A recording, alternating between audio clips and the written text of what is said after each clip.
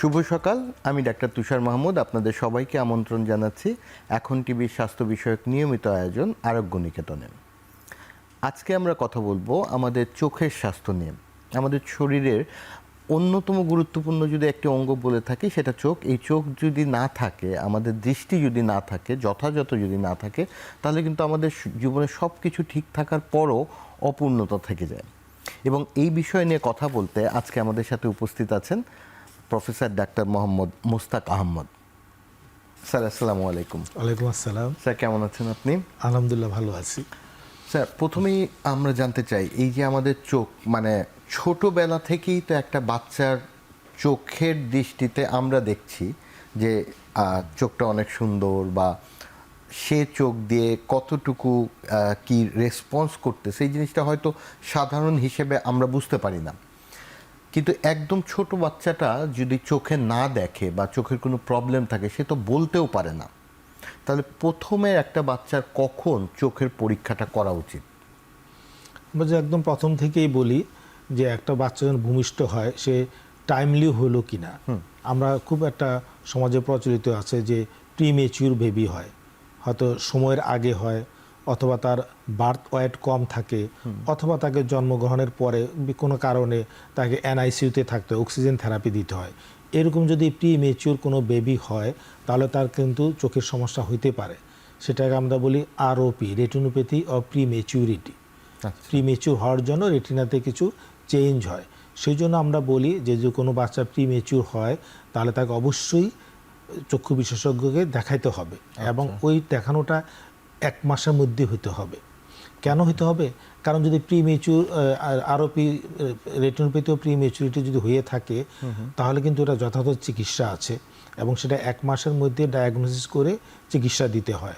আর যদি চিকিৎসা না পায় তাহলে কিন্তু পরবর্তীতে ওর রেটিনার সমস্যা হতে পারে, সমস্যা এমন হতে পারে সে অন্ধ হয়ে যেতে পারে, এবং সে হয়তো সারা জীবন বেঁচে থাকবে কিন্তু অন্ধত্ব নিয়ে বেঁচে থাকবে। সেই জন্য আমরা বলি যে যদি প্রিমেচিউর থাকে তাহলে আপনাকে অবশ্যই 1 মাসের মধ্যে একজন চক্ষু বিশেষজ্ঞকে দেখাতে হবে। চক্ষু বিশেষজ্ঞ কিন্তু কিছু পরীক্ষা করে বুঝতে পারে যে তার সমস্যা আছে কি নাই। এরকম ছোট বাচ্চাদের তো মানে একটু বড় যখন হবে তার তো দৃষ্টিটা ঠিক আছে কিনা, সে যে ছোট জিনিস ছোট দেখছে কিনা বা কালার ঠিক মতো দেখছে কিনা, এই জিনিসটাও তো সে বুঝতে পারে না। কারণ আসলে যে এইটা বড় বা ছোট, আমরা যেমন বয়স বাড়ার সাথে সাথে যদি চোখের দৃষ্টিতে কোনো প্রবলেম হয় আমরা কম্পেয়ার করে বুঝতে পারি, কিন্তু একটা ছোট বাচ্চা যদি জন্মগতভাবেই চোখের প্রবলেম থাকে সে তো আসলে বুঝতেও পারার কথা না যে এটা আমি রং দেখতেছি। তখন কিভাবে আসলে করা উচিত, বা কি সিমটমগুলি পেলে একজন বাবা মা বুঝতে পারবে যে আমার বাচ্চাটাকে আসলে ডাক্তারের কাছে নেওয়া উচিত? হওয়ার পর থেকে বাচ্চার যে দৃষ্টিটা একটু কম থাকে, ওর কিন্তু কোনো একটা জিনিসের দিকে সে ফিক্সড করে না। আস্তে যখন বয়স পাবে উইদিন 6 মান্থের মধ্যে কিন্তু বাচ্চার সামনে যদি আমরা একটা কোনো অবজেক্ট ধরি, একটা কালার জিনিস ধরলাম, বাচ্চা কিন্তু ওইদিকে তাকাবে। বা আমরা একটা সাউন্ড করলাম, কোনো সাউন্ড হলে কিন্তু বাচ্চা ওইদিকে তাকায়, এবং একটা যে কোনো একটা কালার জিনিস বা যে কোনো অবজেক্ট বা কোনো একটা খেলনা বাচ্চার কাছে আমরা দেখি যে ছোট বাচ্চা হওয়ার পর নাকি একটা খেলনা কিনে, হ্যাঁ, বিভিন্ন টাইপের খেলনা পাওয়া যায়, ওর সামনে ঝুলেই রাখে, করে। বাচ্চাদের দৃষ্টি ঠিক থাকে তাহলে কিন্তু সে ওটার দিকে তাকাবে। যদি মনে হয় যে বাচ্চা তাকাচ্ছে না, এটা একজ্যাক্টলি একটা স্পেসিফিক জিনিসের প্রতি তাকাচ্ছে না, বা সে ঘোরাঘুরি করতে এদিক সেদিক তাকাচ্ছে, স্পেসিফিক ফিক্স করতেছে না, তাহলে বুঝে নিতে হবে কিছু সমস্যা বাচ্চা থাকতে পারে। সেক্ষেত্রে সাথে সাথে ডাক্তারের পরামর্শ নিতে হবে। ওকে। আবার যখন একটু বড় হচ্ছে বাচ্চাটা, যখন স্কুলে যাওয়া শুরু করছে সেই সময় তো তার লেখাপড়া শুরু হবে, বইয়ের লেখাগুলি ঠিক মতো বুঝতে পারছে কিনা সেই জিনিসটা, কারণ অনেক সময় দেখা যায় যে একটা বাচ্চা অনেক পরে গিয়ে পরীক্ষা করে দেখা যায় যে তার আসলে অনেক বেশি চোখের পাওয়ার চশমা শুরু করা লাগছে। সো সেই ক্ষেত্রে কি কোনো পরামর্শ আছে একটা বাচ্চার স্কুলে যাওয়ার আগেই কি তার চোখ পরীক্ষা করার প্রয়োজন আছে কিনা? অবশ্যই প্রয়োজন আছে। যেন আমরা যখন বাচ্চা হওয়ার পরে ইপিআই আমরা টিকা দিয়ে থাকি, ম্যান্ডেটরি দিতেই হবে, তাই না? সেই ক্ষেত্রে আমরা বলি যে প্রি স্কুল গোয়িং এজে, স্কুলে যাওয়ার আগে বাচ্চার দৃষ্টিশক্তি পরীক্ষা করে নিতে হয়। কেন নিতে হয়? যে বাচ্চার রিফ্লেকটিভ এরর, যে তার চোখের পাওয়ারের সমস্যা থাকতে পারে, কিন্তু বাচ্চা কিন্তু বুঝবে না যে তার পাওয়ারের সমস্যা আছে কি নাই, বা তার দৃষ্টিশক্তি কতটুকু মধ্যে সীমাবদ্ধ থাকবে সে কিন্তু জানে না। সেই জন্য স্কুলে যাওয়ার আগে দৃষ্টি পরীক্ষা করে নিতে হয় তার কোনো রিফ্লেকটিভ এরর বা পাওয়ারের সমস্যা আছে কি না। যদি পাওয়ারের সমস্যা থেকে থাকে তাহলে ওই সময় তাকে এটা পরীক্ষা করে চশমা দিতে হবে। যদি এই পরীক্ষাটা না করা হয় বা এই যদি সমস্যা থেকে যায় বাচ্চার, পরবর্তীতে সময় মতো যদি আমরা চশমা না দিই তাহলে কিন্তু পরবর্তীতে দেখা যায় যে এটা আর কারেকশান হয় না। আমরা অ্যাম্বলায়োপিয়া বলি। অ্যাম্বলায়োপিয়া জিনিসটা হচ্ছে সাধারণভাবে যে বাচ্চার চোখের সব স্ট্রাকচার ঠিক আছে, বাচ্চার দৃষ্টিশক্তি কম হচ্ছে। দৃষ্টিশক্তি আমরা যেমন বলি 6/6 দৃষ্টিশক্তি, সেখানে দেখা গেল যে 6/6 দৃষ্টিশক্তি তার নাই, 660 বা আরও কম বা এরকম থাকতে পারে। এটা টাইমলি যদি আমরা সেই কারেকশানটা না করি, দ্যাট ইজ বাচ্চা বয়সে যদি কারেকশান না করি, কিন্তু পরবর্তীতে তার এই দৃষ্টিশক্তি ফিরে আসবে না। এটা চশমা দিয়ে বা অন্য কিছু করেও এটাকে ফিরানো যাবে না। সেই জন্য স্কুল গোয়িং এজে প্রতিটা অভিভাবকের উচিত যে বাচ্চার চোখ অবশ্যই পরীক্ষা করে নেওয়া। এবং এটা তো স্যার মানে অন্য সাইড থেকেও হতে পারে যে প্রত্যেকটা স্কুলে ভর্তির সময় একটা আই রিপোর্ট জমা দিতেই হবে। আমি জানি না যদি এরকম ইম্পর্টেন্ট জিনিস, এভাবে যদি হ্যাঁ, এই জিনিসটা আমাদের দেশে আছে কি না আমি ঠিক বলতে পারবো না, কিন্তু হ্যাঁ যদি যেমন মেডিকেল কলেজে ভর্তি হতে কিন্তু যে জেনারেল হেলথ চেক আপ করা হয় সেখানে কিন্তু আই সাইড টেস্ট করা হয়। স্কুলগুলোতে এটা ম্যান্ডেটরি করে দেওয়া অবশ্যই উচিত, তাহলে একজন বাচ্চার দৃষ্টিশক্তি প্রথমে একটা পরীক্ষা করে। অনেক অনেক ধন্যবাদ স্যার। কিন্তু এর পরও যে আরেকটু বড় হলে যদি আমাদের চোখের প্রবলেম হচ্ছে কিনা বা হলে কি কি উপসর্গ থাকলে আমাদের একজন চোখের ডাক্তারের কাছে আসলে যাওয়া উচিত, আমরা খুব ইগনোর করি সব সময়। যেমন অনেকেরই দেখা যায় যে ঢাকার ওয়েদারে যেহেতু অনেক ডাস্ট, অনেক সময় চোখের ইরিটেশন হয়, লাল হয়, নিজেই কোনো আই ড্রপ নিয়ে নিচ্ছি বা মনে করছি একটু চোখে পানি দিলেই হয়ে যাবে। কি কি উপসর্গ থাকলে শুধু যে পাওয়ারের জন্যই চশমা নেওয়ার জন্যই চোখের ডাক্তারের কাছে যেতে হবে, নাকি চোখের অন্যান্য প্রবলেমের জন্য যাওয়া উচিত, যদি একটু সহজে বুঝিয়ে বলেন। ধরুন আমাদের একটা খুব কমন সমস্যা অ্যালার্জিক প্রবলেম হয়। হ্যাঁ, আমরা অ্যালার্জিক কনজাংটিভাইটিস বলি। অ্যালার্জি, চোখ লাল হয়ে যায়, চোখ চুলকায়, বা আমরা বাইরে গেলে চোখ জ্বালা পোড়া করে, এই সমস্যাগুলো আমাদের এখানে খুব কমন।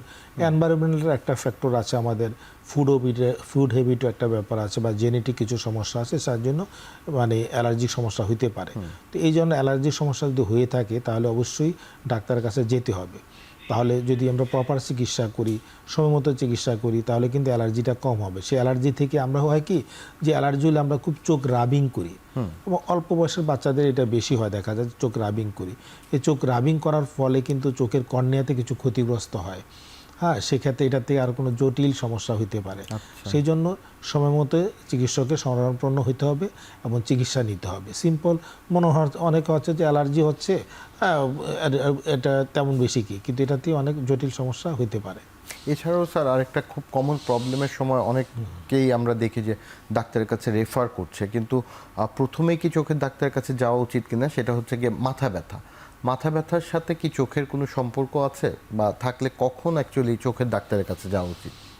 মাথা ব্যথার অনেক কারণ, এক্স্যাক্টলি আমাদের ডেইলি লাইফ স্টাইলে একটা অনেকগুলা কারণ থাকে। তো মাথা ব্যথার একটা কারণ হচ্ছে যে রিফ্লেকটিভ এরর, চোখের পাওয়ারের সমস্যা আছে কিনা সেটা দেখায়। সেজন্য আমাদের দেশে দেখবেন যে মাথা ব্যথা হলেই মানুষ বলে যে একটা আপনার চোখটাকে দেখে আসুন, বা একটা নিউরোলজিস্টের কাছে যান, বা নিউরোলজিস্টের কাছে গেলে সে বলে আপনার আগে চোখটা চেক করে আসুন যে চোখে কোনো সমস্যা আছে কিনা। তো যদি পাওয়ারের সমস্যা থাকে সেক্ষেত্রে মাথা ব্যথা হইতে পারে। সেক্ষেত্রে আগে চোখ দেখায় নিতে হবে যে চোখে কোনো পাওয়ারের সমস্যা আছে কিনা। একটা জিনিস কি যে মাথা ব্যথা যেটা, সেটা ইন্ট্রাক্রেনিয়াল, দ্যাট ইজ ব্রেনের কোনো সমস্যা থেকে মাথা ব্যথা ইউজুয়ালি হয়। সেক্ষেত্রে কিন্তু এই চোখ পরীক্ষা করেও বোঝা যায় যে ব্রেনে কোনো সমস্যা আছে কিনা। চোখে যে রেটিনা, ওটাতে আমরা বলি অপটিক ডিস্কে কিছু চেঞ্জ হয়, পেপিলোডোমা বলে থাকি আমরা। এই ধরনের চেঞ্জ যদি থাকে, যে পেশেন্টের কিন্তু দৃষ্টিশক্তি নর্মাল, হালকা হেডেক হচ্ছে, সেক্ষেত্রে আমরা যদি চোখের ডাক্তার আগে যাই তাহলে চোখ দেখে রেটিনা পরীক্ষা করে বোঝা যায় যে মাথায় অন্য কোনো সমস্যা আছে কিনা। আচ্ছা, এই জন্য চোখ পরীক্ষা করাটা, হেডেক থাকলে চোখ পরীক্ষা করতেই হবে। অনেক অনেক ধন্যবাদ স্যার। কিন্তু চোখের এই প্রবলেমগুলি ছাড়াও স্যার একটা মানুষের চোখের যত্নের জন্য কি অ্যাডভাইসটা প্রথমে মানে ফলো আপে থাকা উচিত, যে এইভাবে যদি আমি মেনটেন করি তাহলে আমার চোখকে দীর্ঘ সময় ধরে, কারণ আমার লাইফ যতদিন থাকবে ততদিন যদি সুস্থ শক্তিটা আমার না থাকে তাহলে কিন্তু মানে জীবনটাও পরিপূর্ণ হয় না। সেই জন্য স্যার কী কী পরামর্শ আপনি দিতে চান যেটা থাকলে একজন তার চোখের দৃষ্টিটাকে দীর্ঘ সময় ধরে ভালো রাখতে পারবে? এখন আমাদের এই সময়ে ডিজিটাল যুগে খুব মানে স্ক্রিন ডিপেন্ডেন্ট, আমরা মোবাইল বলেন, ল্যাপটপ বলেন, ডেস্কটপ বলেন, যাই বলেন স্ক্রিন ডিপেন্ডেন্ট। এটার আসলে এটার থেকে ফিরে আসার কোনো পথ নেই। আমরা দীর্ঘক্ষণ আমরা দেখা যায় স্ক্রিনে থাকি। আমরা যখন দীর্ঘক্ষণ স্ক্রিনে থাকি তখন হয় কি চোখের ব্লিঙ্কিংটা কম হয়, চোখটা অনেকক্ষণ ধরে মানে খোলা থাকে অনেকক্ষণ পর্যন্ত। এই জন্য চোখের যে একটা প্রোটেক্টিভ মানে টিয়ার ফ্লুইড আছে, যে এটা আপনার ইভাপোরেট হয়ে যায়, চোখটা ড্রাই হয়ে যায়। সেটা থেকে চোখ জ্বালা পড়া হতে পারে, চোখ আপনার চোখ ব্যথা করতে পারে, সেটাতে মাথা ব্যথা হতে পারে, কম্পিউটার ভিশন সিনড্রোম বলি আমরা। সেই জন্য আমরা বলি যে যারা ডিভাইসে বেশি থাকেন ওদের একটা কিছু চোখের ব্যায়াম করতে হবে। সাধারণ ভাষা বলে 20 মিনিট পরে 20 ফিট দূরে 20 সেকেন্ড তাকায় থাকা। এত হয় কি যে আপনি একটানা স্ক্রিনে থাকা যাবে না। একটানা স্ক্রিনে থাকলেও যে বললাম চোখের পানিটা শুকিয়ে যায়, মানে ইভাপোরেট হয়ে যায়। এই জন্য আপনার কিছুক্ষণ পর পর দেন 1-2 মিনিট দূরে তাকায় থাকলেন। দূরে যদি তাকায় থাকেন তো চোখের মাসেলগুলা রেস্টিং পজিশনে থাকে, চোখটা কমফোর্টেবল থাকে। 1-2 মিনিট চোখ বন্ধ করে থাকলেন।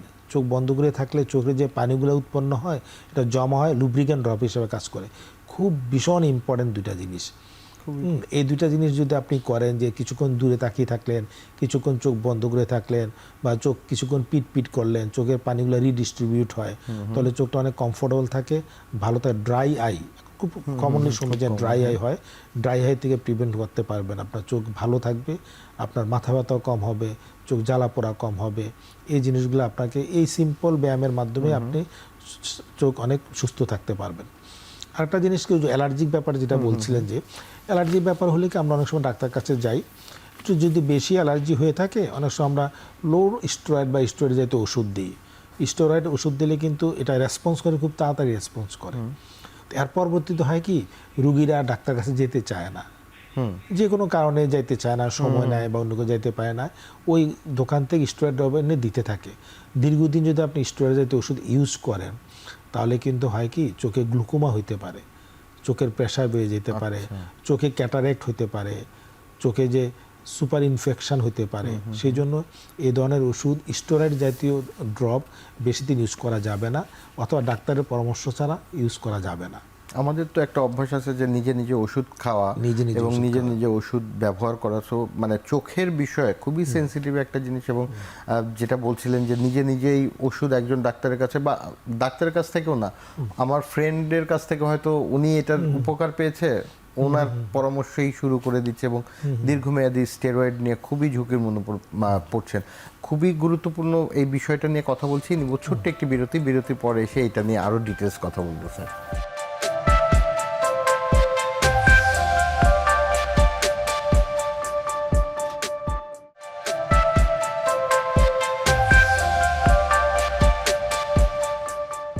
বিরতির আগে আমরা স্যার খুব গুরুত্বপূর্ণ দুইটা বিষয় নিয়ে কথা বলছিলাম। একটা যে চোখের যত্নের জন্য যে নিয়মিত কিছু কিছু ব্যায়াম আপনি খুব সুন্দরে সহজ মতো বুঝিয়ে দিলেন, 20-20-20 নিয়মে যদি আমরা কিছু ব্যায়াম করি। এবং আরও একটি খুব গুরুত্বপূর্ণ বিষয় নিয়ে বলছিলেন যে চোখের ওষুধ ব্যবহারের ক্ষেত্রে নিজে নিজে দীর্ঘমেয়াদী কোনো স্টেরয়েড জাতীয় ওষুধ হোক বা যে কোনো ওষুধই হোক, অ্যান্টিবায়োটিকও অনেকেই আই ড্রপ নিজে ব্যবহার করা শুরু করে, এগুলি একেবারেই উচিত না, ঝুঁকিপূর্ণ।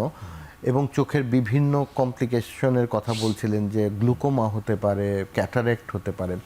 আমি স্যার এই বিষয়গুলিতে যাওয়ার আগেই জানতে চাবো, অন্যান্য অনেক রোগ আছে আমাদের, ক্রনিক ডিজিজ, যেমন ডায়াবেটিস থাকতে পারে, উচ্চ রক্তচাপ, অ্যাজমা, এরকম যাদের আছে তাদের কি চোখের জন্য কোনো এক্সট্রা প্রিকশন বা যত্ন নেওয়া উচিত? কারণ এই রোগগুলি মানে এই রোগে যারা আক্রান্ত তারা কিন্তু অনেক সময় দেখা যায় যে চোখের জটিল রোগে আক্রান্ত হয়। এই বিষয়ে যদি একটু বলেন স্যার। দেখুন, ডায়াবেটিস এখন খুব কমন রোগ, সারা ওয়ার্ল্ডে খুব কমন রোগ ডায়াবেটিস। আগে আমরা শুনতাম যে বয়স্ক লোকেদের ডায়াবেটিস হয়, এখন দেখা যাচ্ছে খুব ইয়াংদেরও ডায়াবেটিস হচ্ছে। জেনেটিক কারণ, এনভায়রনমেন্টাল কারণ, স্ট্রেস, সব কিছু মিলে জিনিসগুলো হয়। তো ডায়াবেটিস হলে আমরা জানি যে হার্টের প্রবলেম হতে পারে, কিডনির প্রবলেম হতে পারে, এর সাথে কিন্তু চোখেরও প্রবলেম হতে পারে। চোখের প্রবলেম যেটা হয়, সেই জন্য আমরা ডায়াবেটিস রোগীদের বলি নিয়মিত চোখ পরীক্ষা করতে হয়। ডায়াবেটিস রোগ থেকে আপনার ডায়াবেটিক রেটিনোপ্যাথি হয়। ডায়াবেটিক রেটিনোপ্যাথি এমন একটা জিনিস যেটা আপনাকে আলটিমেটলি মানুষকে কিন্তু ব্লাইন্ড করে দিতে পারে। কিন্তু আপনি যদি নিয়মিত পরীক্ষায় থাকেন, যে আপনার কিন্তু কোনো কমপ্লেন থাকে, পেশেন্টের কিন্তু চোখের কোনো কমপ্লেন থাকে না। পেশেন্ট বলে আমি তো চোখে ভালোই দেখতে পাচ্ছি, আমি কেন চোখ দেখাবো? কিন্তু ডায়াবেটিক রেটিনোপ্যাথি ক্ষেত্রে ইনিশিয়ালি যে চেঞ্জগুলো হয়, সেটা কিন্তু রোগীর কোনো কমপ্লেন ইউজুয়ালি থাকে না। কিন্তু একজন অপথলমোলজিস্ট, চক্ষু বিশেষজ্ঞ পরীক্ষা করে বুঝতে পারে যে তার ইনিশিয়াল কোনো চেঞ্জ হচ্ছে কি না। যদি এটা ইনিশিয়ালি বোঝা যায়, তাহলে কিন্তু তাকে সম্পূর্ণভাবে প্রিভেন্ট করা সম্ভব। সে দীর্ঘদিন বেঁচে থাকবে, চোখ সুস্থ নিয়ে বেঁচে থাকবে। এই জন্য আমরা বলি যে ডায়াবেটিস যদি হয়, তাহলে আপনি চোখ পরীক্ষা করাবেন, কারণ ডায়াবেটিস রেটিনোপ্যাথি হতে পারে।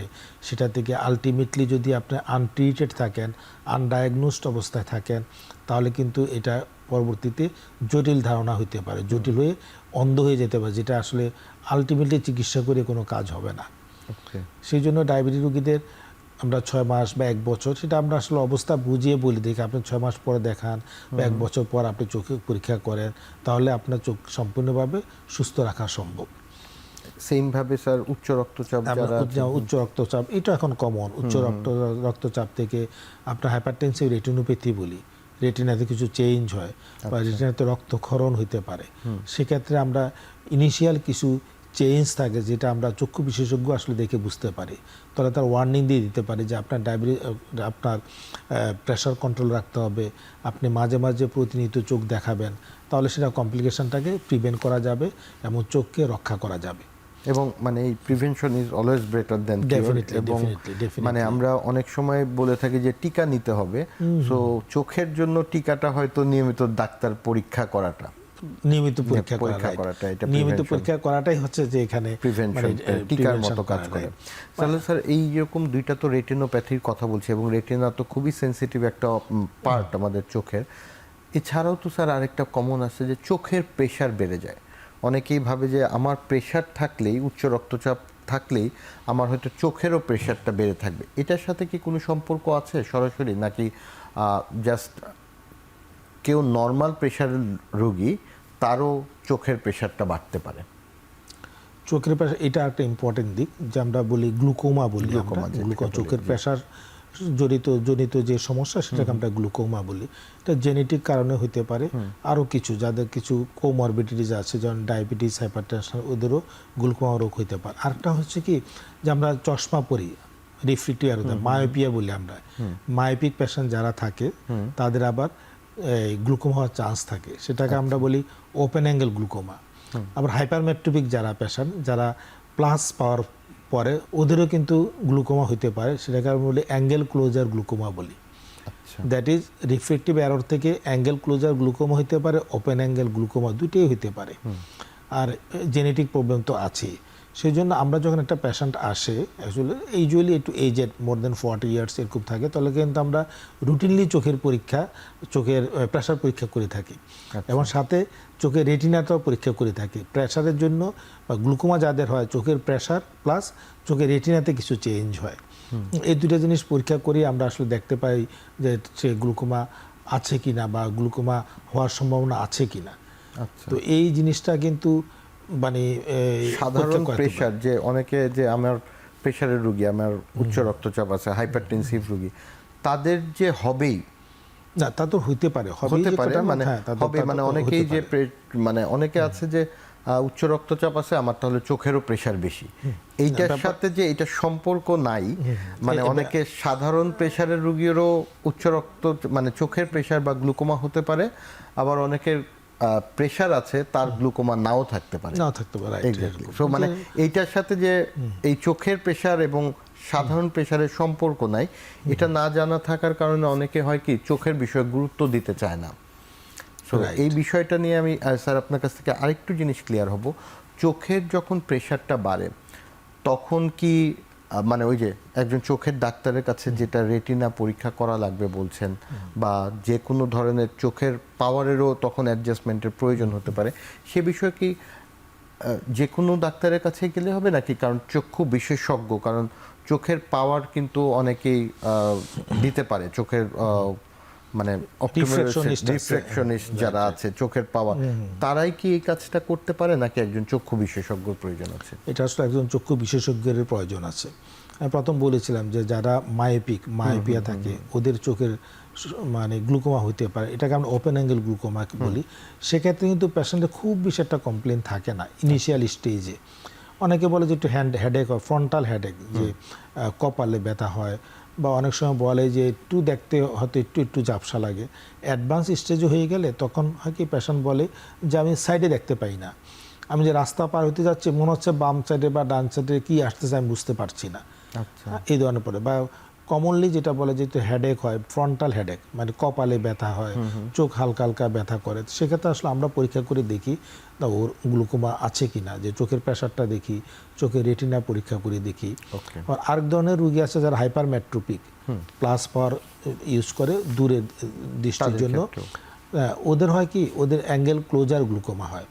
অ্যাঙ্গেল ক্লোজার গ্লুকোমাতে অনেক সময় একই প্রবলেম হয়, যে হঠাৎ করে হয়তো দেখলে অন্ধকারে আছে, অথবা অনেকে মুভি দেখতে গেল, সেই ক্ষেত্রে দেখা হয় কি পিপিলটা একটু ডাইলেট হয়, হলে কি অ্যাঙ্গেলটা ক্লোজ হয়ে যায়, তখন সিভিয়ার পেইন হয়, অ্যাকুইট অ্যাটাক হয়, acute congestive glaucoma acute attack হয়, সিভিয়ার পেইন হবে, চোখে দেখতে পাবে না, বমি হইতে পারে।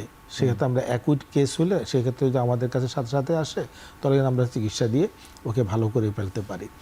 আরেকটা যেটা বললাম, ওপেন অ্যাঙ্গেল গ্লুকোমার ক্ষেত্রে কিন্তু অনেক সময় পেশেন্ট বুঝতে পারে না। ইউজুয়ালি একটু অল্প অল্প মাথা ব্যথা থাকতে পারে, বা একটু চোখ ব্যথা থাকতে পারে। তো সেক্ষেত্রে আমরা বলি যে আমাদের কাছে আসলে আমরা আসলে চেক করে দেখতে পারি যে তার গ্লুকোমা আছে কিনা। আর অনেকের ফ্যামিলি হিস্ট্রি থাকে, যদি ফ্যামিলি হিস্ট্রি থাকে এটা খুব ইম্পর্টেন্ট। হ্যাঁ, যে মানে ক্লোজ রিলেটিভ কারোর গ্লুকোমা ছিল, তাহলে কিন্তু ওকে অবশ্যই ডাক্তারের কাছে চেক করাতে হবে যে তার গ্লুকোমা আছে কিনা। ফ্যামিলি হিস্ট্রি থাকলে গ্লুকোমা হওয়ার সম্ভাবনাটা একটু বেশি থাকে। মানে কারো যদি যেমন ডায়াবেটিস থাকলে, কারো বাবা মার ডায়াবেটিস থাকলে তাকে যেমন চেক করা লাগে নিয়মিত, সেরকম গ্লুকোমার ক্ষেত্রেও এটা মেনে চলতে হবে। আমরা স্যার এইরকম তো ক্রনিক মানে চোখের বিভিন্ন কমন ডিজিজগুলি নিয়ে কথা বলছিলাম, যেটা সবচেয়ে বেশি কমন এবং আমাদের অনেকেরই প্রশ্ন থাকে যে ক্যাটারেক্ট বা ছানি পড়ে যাওয়া যেটা বলি, এই বিষয় নিয়ে যদি আমি একটু শুরু করি, যে কথা কিভাবে বুঝতে পারবো যে আমার ছানি পড়ছে কিনা, বা আমি কোন কোন স্টেপ ফলো করলে আমরা এটাকে প্রিভেন্ট করতে পারি? ছানির মূলত কারণ বয়স। আমরা বলি বয়সের মেইন কারণ ছানির। বয়স হলে যেমন মানুষের চুল পেকে যায়, স্কিন চেঞ্জ হয়, সেরকম চোখের ভিতরে যে চেঞ্জটা বেশি হয় সেটা হলো চোখের ভিতরে লেন্সটা কিন্তু স্বচ্ছ একটা অংশ চোখের। তো এই লেন্সটা ঘোলা হয়ে যাওয়াটাকে আমরা ছানি বলি। তো ছানি হলে প্রাথমিকভাবে পেশেন্ট প্রথম হয় যে একটু ঝাপসা দেখে। বলে যে আগে যেরকম ক্লিয়ার দেখতাম এরকম ক্লিয়ার দেখা যাচ্ছে, মনে হচ্ছে একটা চোখের সামনে একটা আবরণ আছে, একটা কুয়াশা ভাব লাগে, দূরেও কম দেখতে পাচ্ছি বা কাছে কম দেখতে পাচ্ছি। ছানি আসলে বিভিন্ন টাইপের হয়। হ্যাঁ, এটা টাইপ অনুযায়ী ওর ম্যানিফেস্টেশনটা সেরকম হয়। অনেকে বলে যে আমি যদি রোদে যাই তাহলে দেখতে পাই না, চোখ বন্ধ করে রাখতে হয়, চোখ আমি এটা কমফোর্টেবল লাগে না। বা অপোজিট দিয়ে গাড়ি আসতেছে, হেডলাইট দেখলে আমার কাছে ভালো লাগে না, বা দূরে দেখতেছি ভালো কিন্তু কাছে দেখা যাচ্ছে আবার ভালো দেখতে পাচ্ছি না। মূলত হচ্ছে যে ও দৃষ্টির সমস্যা হবে, মানে ঝাপসা দেখবে, কম দেখবে। এই ধরনের যদি কম দেখে থাকে, ঝাপসা দেখে থাকে, তাহলে আমরা বলি যে আমাদের কাছে আসলে তাহলে আমরা পরীক্ষা করে দেখতে পাই যে ওর ক্যাটারাক্ট আছে কি নাই। ক্যাটারাক্ট কি স্যার মানে খালি বয়স হলেই হবে? ইয়াংদের ক্ষেত্রে কি ক্যাটারাক্ট হওয়া সম্ভব? ছোট বাচ্চাদের ক্যাটারাক্ট নিয়েও কিন্তু জন্মগ্রহণ করতে পারে। আচ্ছা, যদি গর্ভবতী মায়ের যদি কোনো রোগ হয়, যেমন খুব কোনো ম্যাল নিউট্রিশন থাকে, বা কোনো ডায়রিয়া হয়, বা কিছু ডিজিজ আছে আমরা বলি টক্সোপ্লাজমা, সাইটোমেগালোভাইরাস ইনফেকশন, এই ধরনের ইনফেকশন থেকে থাকে, তাহলে কিন্তু, অথবা বাচ্চার ক্রোমোজোমাল প্রবলেমের জন্য বাচ্চা ক্যাটারাক্ট নিয়ে জন্মগ্রহণ করতে পারে। একদম নিউবর্ন বাচ্চার ক্যাটারাক্ট থাকতে পারে। সেক্ষেত্রে যদি নিউবর্ন বাচ্চাদের ক্যাটারাক্ট থাকে তাহলে বলা হয় যে সাথে সাথে অপারেশন করে ফেলতে হয়। হ্যাঁ, সাথে সাথে অপারেশন করে ফেলতো, সেটা সম্ভব, সেটা করা যায়। এছাড়া আরও ধরুন যে এটা যে কোনো ইনজুরির জন্য, ইনজুরি থেকেও ক্যাটারাক্ট হয়। যে আমরা ক্রিকেট বল খেলছি, টেনিস বল দিয়েই খেললাম, চোখে পড়লে তারপরে আলটিমেটলি তার ক্যাটারাক্ট হওয়ার চান্স থেকে যায়। আবার ধরুন অনেক বাচ্চাদের হয় কি যে পেন্সিল দিয়ে খেলতে যেয়ে পেন্সিলের হয়তো চোখের ভিতরে লাগলো, সেটাতেও ক্যাটারাক্ট হতে পারে। কিছু ডিজিজ, যে আমরা বললাম ডায়াবেটিস পেশেন্টের ক্যাটারাক্ট, আর্লি ক্যাটারাক্ট হওয়ার চান্স থেকে যায়। তারপরে কোনো রেডিয়েশনের জন্য ক্যাটারাক্ট হতে পারে। কিছু ওষুধের জন্য ক্যাটারাক্ট হতে পারে, যা আমরা বলেছি স্টেরয়েড, খুব একটা ইম্পর্ট্যান্ট ওষুধ। যাদের অ্যাজমা থাকে বা কারো স্কিন প্রবলেম থাকে, অনেক কাজেই স্টেরয়েড ইউজ করতে হয়। যারা স্টেরয়েড ইউজ করে, সেক্ষেত্রে আপনার ক্যাটারাক্ট হয়ে যেতে পারে। এবং আর্লি ক্যাটারাক্ট যদি হয়ে থাকে, বয়স বাড়া পর্যন্ত ওয়েট করা উচিত না। আপনি যেটা বললেন যে ইয়াং, মানে একদম নিউবর্ন বেবির যদি ক্যাটারাক্ট হয়ে থাকে, অনেক সময় দেখা যায় যে না, এত ছোট বাচ্চার অপারেশন, চোখের অপারেশন কি করব, সো ওইটাও ছোটবেলাতেই অ্যাকচুয়ালি অপারেশন করে ফেলতে হবে। হ্যাঁ, যদি ক্যাটারাক্ট থাকে, এটার ক্যাটারাক্ট গ্রেডিং এর উপর ডিপেন্ড করে যে খুব বেশি ক্যাটারাক্ট কিনা। সেরকম হলে কিন্তু অনেক সময় যে একদম অ্যাজ সুন অ্যাজ পসিবল করে ফেলতে হয়। চোখের যে প্রবলেমগুলি হয় কিন্তু আসলে বয়স বাড়ার সাথে সাথেই, কিন্তু ছোটদেরও কিছু কিছু প্রবলেম কমনলি হয়। একটা জিনিস নিয়ে আমরা আলোচনায় আসেনি, সেটা ছোট বাচ্চাদের স্কুইন্ট যেটা থাকে বা টেরা চোখ যেটাকে বলি, এই সম্পর্কে কি ছোটবেলাতেই স্টেপ নেওয়া উচিত, বা একজন বাবা মা ছোট বাচ্চাদের যখন জন্মগতভাবেই টেরা চোখ হচ্ছে, কি পদক্ষেপটা নিতে পারে সে? চোখ টেরা হলে ডাক্তার দেখাতে হবে, প্রাথমিক অবস্থায় দেখাতে হবে। যে টেরা অনেক সময় এক চোখে টেরা হয়, অনেক সময় দুই চোখেই টেরা হয়। যদি শুধু এক চোখে টেরা হয় তাহলে দৃষ্টিশক্তি কম হওয়ার সম্ভাবনাটা বেশি। আর দুই চোখের টেরা হয়, আমরা অল্টারনেটিভ বলি আমরা, সেক্ষেত্রে দৃষ্টিশক্তির উপর খুব বেশি একটা সমস্যা হয় না, হইতে পারে বাট কম হয়। এরকম যদি টেরা থাকে তাহলে প্রাথমিকভাবে আমরা বলি যে তার কোনো দৃষ্টিশক্তির সমস্যা আছে কিনা, ওটা খুব ইম্পর্টেন্ট। সেক্ষেত্রে ডাক্তার দেখালে তার যদি দৃষ্টিশক্তির সমস্যা থেকে থাকে, তাহলে প্রাথমিক চিকিৎসা হলে চশমা দেওয়া, মানে স্পেকটাকল কারেকশন করা। তো সেকেন্ডারি হচ্ছে যে প্রয়োজন হলে তাকে সার্জারি করা। সে সার্জারি করার একটা এজ বা সময় আছে, সেটা আসলে ওই অবস্থা বুঝিয়ে আমরা সেটা ব্যবস্থা করে থাকি। কিন্তু যদি টেরা থাকে বা স্কুইন থাকে, তাহলে অবশ্যই সাথে সাথে ডাক্তারকে দেখাইতে হবে তার কোনো পাওয়ারের সমস্যা আছে কিনা, বা তার কেন টেরা হইলো, সেই অনুযায়ী আমাদের চিকিৎসার ব্যবস্থা নিতে হবে। অনেক অনেক ধন্যবাদ স্যার, মানে খুবই গুরুত্বপূর্ণ একটা বিষয়। কারণ অনেক বাবা মাদেরই এটা খুব কমন কোশ্চেন যে আমি কার কাছে গিয়ে, অনেক সময় শিশু বিশেষজ্ঞর কাছে যাচ্ছেন, তারাও এখন অবশ্যই চক্ষু বিশেষজ্ঞর কাছে পাঠিয়ে একটা অ্যাডভাইস নেন। বাট এই যে অপারেশনটা করা উচিত বা কোন পর্যায়ে করা উচিত, খুবই গুরুত্বপূর্ণ একটা বিষয় নিয়ে জানছিলাম আপনার কাছ থেকে। নিব ছোট্ট একটি বিরতির পরে আমরা এই বিষয় নিয়ে আরও ডিটেলস কথা বলবো।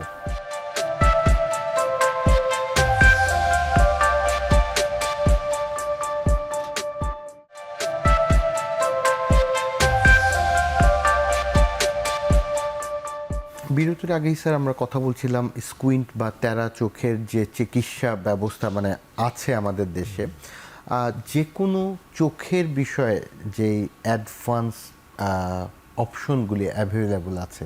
কারণ আমরা কিছুদিন আগেও, যদি আমি 10-15 বছর আগের কথাও চিন্তা করি, দেশ থেকে কিন্তু ছানি অপারেশন করতেও পাশের দেশে ইন্ডিয়াতে যেত বা বাইরের দেশে যেত। এই বিষয়ে স্যার আমাদের এখন সক্ষমতাটা কতটুকু? আমাদের এখন সক্ষমতা অনেক সক্ষমতা আছে আমাদের দেশে। আমাদের চোখের 8টা সাব স্পেশালিটি আছে। যেমন বলে একটা ক্যাটারাক্ট একটা সাব স্পেশালিটি, তারপর হচ্ছে নিউরো অপথলমোলজি একটা সাব স্পেশালিটি, গ্লুকোমা একটা সাব স্পেশালিটি, কর্নিয়া একটা সাব স্পেশালিটি। আগে হতো কি, আগে যখন একজন মেডিসিনের ডাক্তারই সব কিছু দেখতো, এখন অনেক মানে সাব স্পেশালিটি বেসড হয়ে গেছে। কেউ নেফ্রোলজিস্ট, কেউ কার্ডিওলজিস্ট, কেউ নিউরোলজিস্ট। চোখেরও ঠিক এরকম সাব স্পেশালিটি ডেভেলপ করে গেছে আমাদের দেশে। এই সাব স্পেশালিটি ডেভেলপ করার ফলে হলো কি, চিকিৎসার মানটা অনেক উন্নত হয়ে গেল। যেমন ছানি, আপনি যেটা বললেন যে ছানি অপারেশন করার জন্য মানুষে বিদেশে চলে যেত। ছানি অপারেশন করার জন্য বিদেশে যাওয়ার কোনো প্রয়োজন নাই। একদম ওয়ার্ল্ড স্ট্যান্ডার্ডের ক্যাটারাক্ট সার্জারি আমাদের দেশে হয়। এমন হয় যে ধরুন আপনার ক্যাটারাক্ট হলো, আপনি একজন আই স্পেশালিস্টের কাছে গেলেন। এই ক্যাটারাক্ট সার্জারি এখন এত বেশি হাইটেক সার্জারি হয়ে গেছে যে আমরা ফ্যাকো সার্জারি যেটা বলি আমরা, অ্যারাউন্ড 10 to 15 মিনিটসের মধ্যে আপনার অপারেশন হয়ে গেছে। বলা যায় আফটার 1 আওয়ার পরে কিন্তু আপনি অ্যাক্টিভ হয়ে যেতে পারবেন। ওকে, এটাও সম্ভব। কোনো ইনজেকশন দিতে হয় না, কোনো ব্যান্ডেজ দিতে হয় না। আপনার অপারেশনের পরেই অন্য কোনো প্রবলেম না থাকলে কিন্তু আপনি দেখতে পাবেন। এবং বলা হয় যে আমরা যে ধরনের লেন্স আমরা ইউজ করি, ওয়ার্ল্ডে যে লেন্সগুলো ইউজ করে সেটা বাংলাদেশে হচ্ছে এক ধরনের লেন্স আছে, ট্রাইফোকাল লেন্স বলা হয়। ট্রাইফোকাল লেন্স হলো কি, নর্মালি যে আমরা ক্যাটারাক্ট সার্জারি করি এরপরে কিন্তু কাছে দেখার জন্য চশমা ইউজ করতে হয় ফর নিয়ার ভিশনের জন্য। ট্রাইফোকাল লেন্স লাগালে হয় কি যে আপনার চশমার ইউজ করতে হবে না। যেমন ধরুন একজন লোক মায়োপিক, দীর্ঘদিন সে ছোটোবেলা থেকে -8 বা 10 পাওয়ারের চশমা ইউজ করে আসতেছে, চশমা ছাড়া জীবন কি সে বুঝতেই পারে না। সে যখন বয়স হলো, তার ছানি হলো, আমাদের কাছে আসলো, আমরা পরীক্ষা করে দেখলাম যে তাকে ট্রাইফোকাল লেন্স দেওয়া যাবে। ট্রাইফোকাল লেন্স দিলে তাহলে আর দেখা যাবে তাকে স্পেকটাকল ফ্রি হয়ে যাচ্ছে। সে কাছে, ইন্টারমিডিয়েট ডিস্টেন্স, যেটা আমরা ল্যাপটপ ইউজ করে এবং দূরে সব কিছু চশমা ছাড়া দেখতে পারে।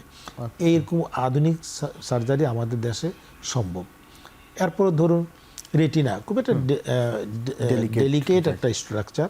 রেটিনার অনেক কমপ্লিকেটেড সার্জারি কিন্তু আমাদের দেশে হয়, বাইরে যাওয়া লাগবে না। ওকে। তারপর গ্লুকোমার চিকিৎসা। গ্লুকোমা তো একটা ক্রনিক ডিজিজ, আমরা বলি যে নীরব ঘাতক বলি আমরা। নীরব ঘাতক কেন বলি, বললাম না যে যাদের ওপেন অ্যাঙ্গেল গ্লুকোমা থাকে সে কিন্তু প্রাথমিক অবস্থায় বুঝতে পারে না যে তার গ্লুকোমা হয়ে যাচ্ছে। এটা ডাক্তারের কাছে গেলে সে আসলে জানাই দিতে পারে যে গ্লুকোমা হচ্ছে। ইনিশিয়াল যদি ট্রিটমেন্ট দেয় তার সারা জীবন ভালো থাকবে। গ্লুকোমার ট্রিটমেন্ট, গ্লুকোমার ডায়াগনোসিস যে ইনভেস্টিগেশনটা আছে সেগুলা, এবং এটার যে সার্জিক্যাল ট্রিটমেন্ট, সব কিন্তু আধুনিক ট্রিটমেন্ট পর্যন্ত আমাদের দেশে সম্ভব। আচ্ছা, স্কুইন্ট সার্জারি বলেন, টোসিস সার্জারি বলেন, অথবা ওকুলোপ্লাস্টিক, যে চোখে অনেক টিউমার হয়, কিন্তু অনেক ধরনের টিউমার হয় চোখে, এসব সার্জারিও আমাদের দেশে ওয়ার্ল্ড স্ট্যান্ডার্ড সার্জারি হয়। মানে এক কথায় চোখের যে কোনো চিকিৎসার জন্য আপনার বাইরে যাওয়ার কোনো প্রয়োজন নেই, আমাদের দেশে আমরা ইন্টারন্যাশনাল মানের চিকিৎসা পেতে পারি। এবং সাথে স্যার আঘাতজনিত কারণে যে ছোট বাচ্চাদের পেন্সিল দিয়ে ইনজুরি বা খেলতে গেলে স্পোর্টস ইনজুরি, এরকম আঘাতজনিত কারণে অনেক সময় দেখা যায় যে ব্লাইন্ডনেসের কাছাকাছি চলে যায়, সেক্ষেত্রে চিকিৎসা ব্যবস্থাও কি যথেষ্ট আছে? যে আঘাত যে জনিত যেটা, যে ধরনের ব্লান্ট ট্রমা, হ্যাঁ, একটা ব্লান্ট ট্রমা হলো, একটা ক্রিকেট খেলতে গিয়ে চোখে বল পড়লো, অথবা ব্যাডমিন্টন খেলতে যে কর্ক চোখে পড়লো, অথবা যে কোনো ধরনের আঘাতে, হাতের আঘাতে চোখে হতে পারে, সেটা কিন্তু চোখের একদম আউটার স্ট্রাকচার, যেটা আইলিড হইতে আরম্ভ করে কর্নিয়া, রেটিনা, বিভিন্ন পর্যায়ে কিন্তু তার সমস্যা হতে পারে। ইনিশিয়ালি হতে পারে অথবা দীর্ঘমেয়াদী পরবর্তী সময় হতে পারে। এই জিনিসগুলো কিন্তু আমরা যদি পরীক্ষা করে বুঝতে পারি তার সমস্যা আছে, হলো কিনা বা হবে কিনা, এবং এই রিলেটেড যে চিকিৎসা, এই চিকিৎসা কিন্তু আমাদের দেশে সম্পূর্ণভাবে সম্ভব। আপনারা যদি সময় মতো যান তাহলে কিন্তু এই চিকিৎসা করে তার দৃষ্টিকে রক্ষা করা সম্ভব। ওকে, অনেক গুরুত্বপূর্ণ একটা জিনিস জানতে চাই স্যার আপনার কাছে, যে একদম ছোট বাচ্চাদের যদি অপারেশনের প্রয়োজন হয়, যেটাকে স্কুইন্টের তো ছোট বাচ্চাদেরই অপারেশন করা লাগে, কিন্তু যদি স্যার একদম ছোট বাচ্চাদের ক্যাটারেক্ট হয়ে থাকে, সেই প্রয়োজনে কি আমাদের যথেষ্ট প্রযুক্তি আছে যেটা আমরা ছোট বাচ্চাদের ক্যাটারেক্ট অপারেশন করতে পারি? আমি বলেছিলাম যে আমাদের সাব স্পেশালিটি বেসড হয়ে গেছে এখন। পেডিয়াট্রিক অপথলমোলজি একটা সাব স্পেশালিটি আছে আমাদের, যারা বাচ্চাদের নিয়ে কাজ করে। ওরা কিন্তু আপনাদের একদম নিউবর্ন বেবির ক্যাটারেক্ট যদি থাকে, ওরা সে অপারেশন করতে পারে। আমাদের দেশে সেটা সম্ভব। ওকে, খুবই খুবই গুরুত্বপূর্ণ তথ্য, কারণ বাবা মারা কিন্তু ছোট বাচ্চাদের এই চোখের প্রবলেম নিয়ে এখনও মানে দ্বিধাদ্বন্দ্বে থাকে যে কোথায় যাবে, মানে আছে কি না এই সুযোগটা বাংলাদেশে, কারণ চোখের বিষয়টা অনেক সেন্সিটিভ বাবা মার কাছে তার বাচ্চার জন্য, এবং সেটা যে বাংলাদেশে যথেষ্ট আছে এবং সে মানে রাইট জায়গায় গেলে সঠিক চিকিৎসাটা পাবে, সেই ইনফরমেশনটুকু আমাদের এই প্রোগ্রামের মাধ্যমে বাবা মা জানতে পারলে অনেক অনেক উপকার হবে। স্যার অনেক ধন্যবাদ আপনাকে। নিব ছোট্ট একটি বিরতির পর আমরা এসে লাস্টে একদম জানতে যাব চোখের একদম যে ইকুইপমেন্টগুলি আমরা ইউজ করি তার বিষয়ে।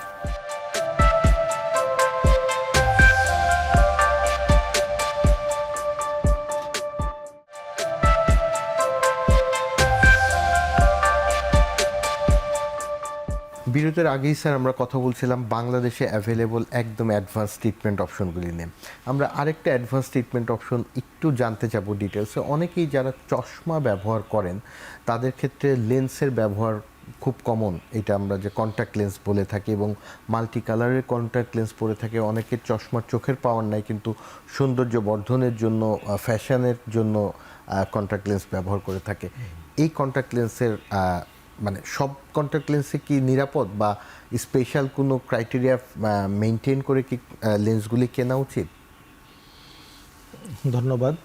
যে চোখের রিফ্লেকটিভ এরর বা পাওয়ারের সমস্যা থাকলে আমরা সাধারণত চশমা স্পেকটেকল ইউজ করি।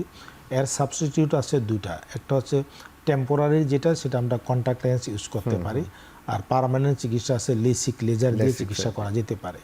এখন এই যে কন্ট্যাক্ট লেন্সের যে ব্যাপারটা, কন্ট্যাক্ট লেন্সটা অনেকে ইউজ করে, হ্যাঁ ইউজ করা যায়, তো এই ক্ষেত্রে একটা হাইজিন মেনটেন করতে হয়।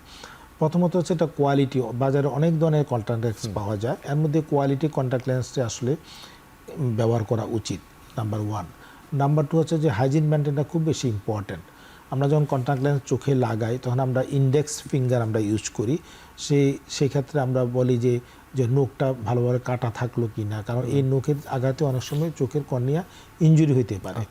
তারপরে হাইজিন মেনটেন করার জন্য হাত ভালোভাবে পরিষ্কার করে ধুয়ে নেওয়া, তারপরে যে কন্ট্যাক্ট লেন্সগুলো কিছু সলিউশনে থাকে, সলিউশনে রাখা, তারপরে ওই ইউজ করার আগে চোখে কন্ট্যাক্ট লেন্স দেওয়া হলো, এবং সেটা সাধারণত ঘুমানোর আগে খুলে ফেলতে হয়। অবশ্যই ঘুমানোর আগে খুলে ফেলতে হবে। ঘুমানোর আগে খুলে ফেলে আবার ভালোভাবে হাত ধুয়ে তারপর খুলে ফেলতে হবে। তারপর সেটা যে সলিউশন থাকে, সলিউশনে সাধারণত রেখে দিতে হবে। এই সলিউশনগুলো মেয়াদ থাকে, কন্ট্যাক্ট লেন্সগুলোরও কিন্তু মেয়াদ থাকে।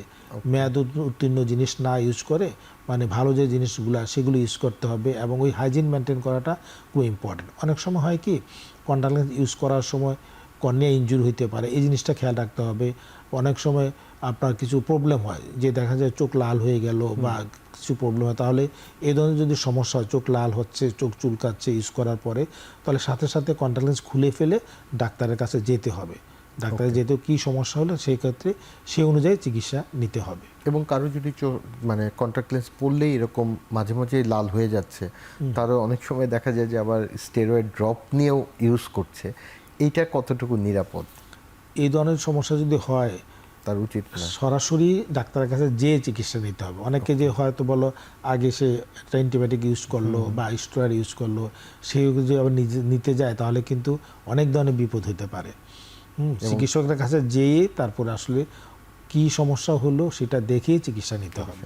এরপরে স্যার আরেকটা অপশনের কথা আপনি বললেন যে ল্যাসিক্স ট্রিটমেন্টটা। বাংলাদেশে ল্যাসিক্স ট্রিটমেন্টটা কতটুকু, একটু ব্যয়বহুল চিকিৎসা এটা অবশ্যই, কিন্তু চোখের চশমা থেকে আমার আর পড়া লাগবে না, সেই হিসেবে এটার বিষয়ে যদি কথা বলেন যে বাংলাদেশে এটা কতটুকু অ্যাডভান্স বা অ্যাভেলেবল কতটুকু? চশমার পার্মানেন্ট অল্টারনেটিভ হচ্ছে, সাবস্টিটিউট হচ্ছে লেসিক, লেজার দিয়ে চিকিৎসা করা হয়। এটা ইউজুয়ালি আমরা বলি 20 ইয়ার্স এজের পরে করতে হয়, মানে যখন গ্রোয়িং এজ শেষ হয়, মানে পাওয়ারটা যখন স্টেবল হয়। ইউজুয়ালি যা মাইপিক হোক বা এটা ইউজুয়ালি পাওয়ারটা ইউজুয়ালি বাড়তেই থাকে। চশমা কিন্তু রেমিডি না, একটা এক্সট্রা এইড। চশমা পড়লে কিন্তু পাওয়ার ঠিক হয়ে যাবে না, একটা এইড হিসাবে কাজ করে। তাহলে সেক্ষেত্রে কি করা যেতে পারে, যে লেসিক, লেজার চিকিৎসা। লেজার চিকিৎসা অনেকগুলো চিকিৎসা চলে আসছে এখন। লেসিক যেটা আমরা বলি খুব কমনলি ইউজ করা হয়। এটা 20 বছর বয়সের পরে যদি যখন পাওয়ার স্টেবল হয়, দেন আমরা আসলে অ্যাডভাইস করি। লেসিক করার কিছু প্রি রিকুইজিট আছে, যে লেসিক কিন্তু সবাইকে কিন্তু করা যাবে না। হ্যাঁ, আপনাকে লেসিক করা যাবে কিনা সে পরীক্ষা নেই। বিশেষ করে কর্নিয়াল থিকনেসটা খুব ইম্পর্টেন্ট। পর্যাপ্ত পরিমাণ কর্নিয়াল থিকনেস আছে কিনা, অন্যান্য সব কিছু, চোখের প্রেশার ঠিক আছে কিনা, রেটিনা ঠিক আছে কিনা, এগুলো ইভ্যালুয়েট করে তারপর লেসিক করা যায়। এটা একটা ব্যয়বহুল চিকিৎসা, বাট আমাদের দেশে কিন্তু লেসিক অনেক ভালোভাবে হয়। অনেক ভালো ভালো আন্তর্জাতিক মানের মেশিন আমাদের দেশে আছে, এবং লেসিক চিকিৎসা আন্তর্জাতিক মানের চিকিৎসা আমাদের দেশে সম্ভব এবং হচ্ছে। ওকে, এবং লেসিক চিকিৎসা করার পরে নেয়ার ভিশন বা ডিস্টেন্স ভিশন যেই কোনো রোগের মানে রোগী কি তার এই চিকিৎসাটা গ্রহণ করতে পারে? মেইনলি ডিস্টেন্স ভিশন সমস্যা যাদের, সেটা ওদের কারেকশনটা ভালো কারেকশন, ওদের কারেকশনটা বেশি। ওকে, এবং এর পরবর্তীতে কোনো রকম অনেক সময় যে মাইক্রো কাজ যারা করে, খুব ছোট জিনিস, সেটাতে প্রবলেমের কথা বলে, এই বিষয়ে কি কোনো কমপ্লিকেশন হয় বা অ্যাডভান্স ট্রিটমেন্ট? ইউজুয়ালি হয় না। আর কাছে দেখার জন্য তো আসলে চশমাই ইউজ করতে হয়, চশমা ইউজ করে ডিস্টেন্স ভিশনের জন্যই মানে অনেক লেসিকটা উপকারী। বেটার। অনেক অনেক ধন্যবাদ স্যার। একদম শেষের দিকে চলে এসেছি আমরা একটু সাধারণভাবে জানতে যাব, একজন মানুষ একদম প্রথম থেকে অনেক বিষয় নিয়ে কথা বললাম আমরা, একজন মানুষ সুস্থ চোখের জন্য আগে আমরা শুনতাম যে হায়রে কপাল মন্দ, চোখ থাকে তো অন্ধ, এই জন্য ওই যে ভিটামিন এ যুক্ত খাবার বেশি খেতে হবে, ছোট মাছ বেশি খেতে হবে, খেলে চোখের পাওয়ার বাড়ে। এর সাথে কি আসলেই সম্পর্ক কোনো কিছু আছে? থাকলে কি কি পরামর্শ আপনি দিতে চান যেন একটা সন্তানকে বেড়ে ওঠার সময় তার ভালো দৃষ্টি মানে নিশ্চিত করা যায়? ফুড হ্যাবিট তো একটা ইম্পর্টেন্ট জিনিস, তাই না? অ্যাজ এ হোল আমাদের সুস্থ থাকার জন্য ফুড হ্যাবিটসটা খুব ইম্পর্টেন্ট একটা জিনিস আমাদের দেশে। তো সেই জন্য আমরা বলি যে আপনাদের যে ইয়েলো এবং গ্রিন ভেজিটেবলস, ফ্রুটস, এগুলো চোখের জন্য, চোখের স্বাস্থ্যের জন্য ভালো। এটা একটা দিক একটা আছে। আরেকটা দিক হলো আমরা দেখি যে এখন বাচ্চাদেরকে এঙ্গেজ রাখার জন্য সবাই ডিভাইস দিয়ে দেয়। খুব একটা ব্যাড হ্যাবিট এটা। বাচ্চাদের কাছে ডিভাইস দেওয়া যাবে না। বাচ্চাদেরকে ডিভাইস দিলে তার তখন থেকে চোখের অনেক সমস্যা হতে পারে। এই জিনিসগুলো একটু খেয়াল রাখতে হবে। খেলাধুলা করতে হবে, মানে প্রকৃতির সাথে একটা ইন্টারাকশান থাকতে হবে।